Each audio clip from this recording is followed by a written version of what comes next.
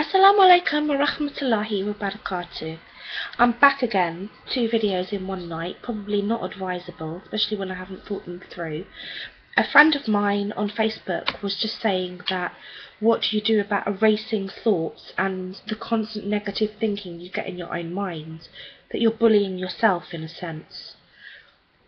And I wanted to quickly talk about that and really give just some practical advice on these issues.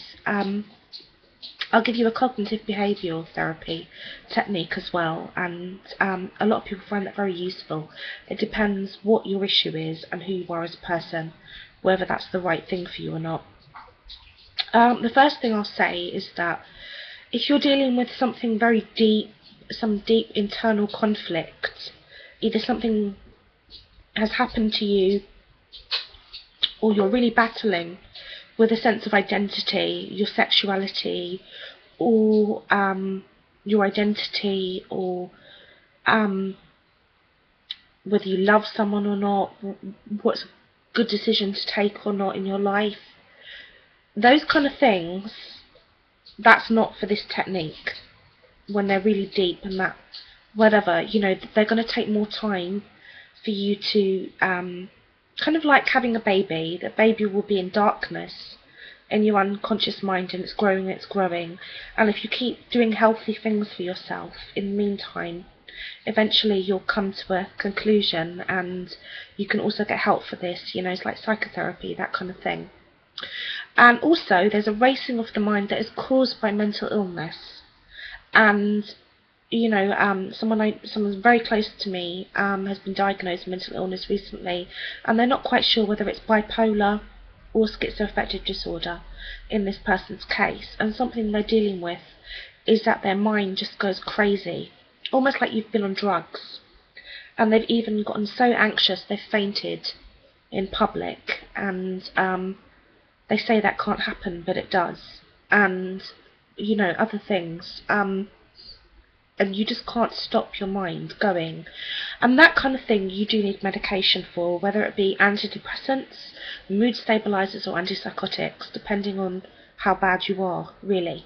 But when it comes to that negative internal dialogue, when you first start to become aware of just how nasty you are to yourself, and people will tell you, you know, in self-help books, you need to challenge your negative thoughts about yourself, and you sit and look at it, and you think, but most of my thoughts are negative. Where on earth would I begin? I can't challenge every single thought. That's overwhelming. And it's too much.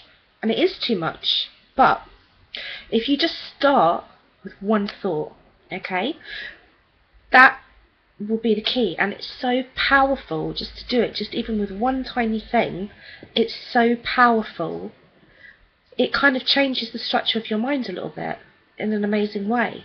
And I'm going to give you a technique of how to do that. Right, what you do, take a piece of paper. You can do this in your head, but the first few times you do it, I really want you to do this on paper and to give it your full attention. And see what comes up for you, and do the exercise properly. Okay, take a piece of paper, do 4 columns on this. And it doesn't matter if you end up using 10 pieces of paper in the end just for the one thought. That's perfectly fine, okay, especially the first time you do it.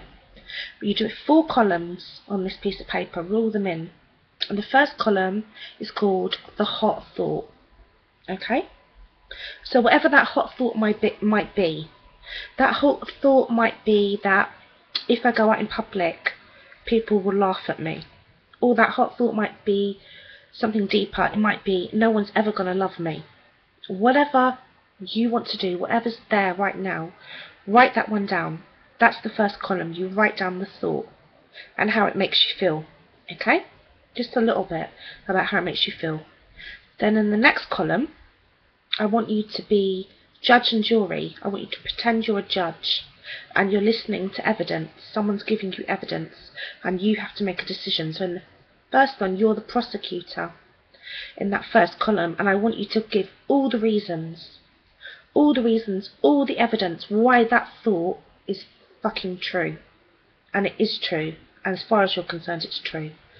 And you can go on for as long as you want with that. the first time you do this, okay? So that's the first column. No, the second column rather. In the third column, what I want you to do, and this is going to be hard, and you might sit there with the pen thinking, what she told me to do? I can't do this. But I want you to write down the evidences why that thought is not true. And keep going with that as much as you can, anything you can think of. And then in the last column, what I want you to do is to be the judge and come to a balanced view based on the evidence. And that is one of the reasons, that's one way you can start to practically challenge your negative thinking about yourself. And what you'll find is that once you get into a practice of doing this, once you've done it a few times, you know, you will be able to, not on a deep level, but on a superficial level, you'll be able to challenge yourself just as you go about your day-to-day business. Like, thoughts will come into your mind and then you'll think, no, come on now, I need to be kind to myself. It's about being your own best friend.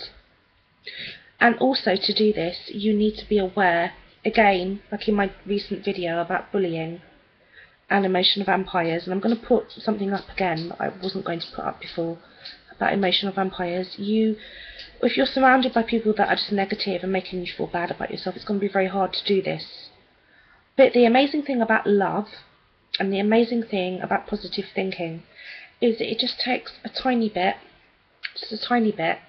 Never mind all the negativity, the light outweighs the darkness.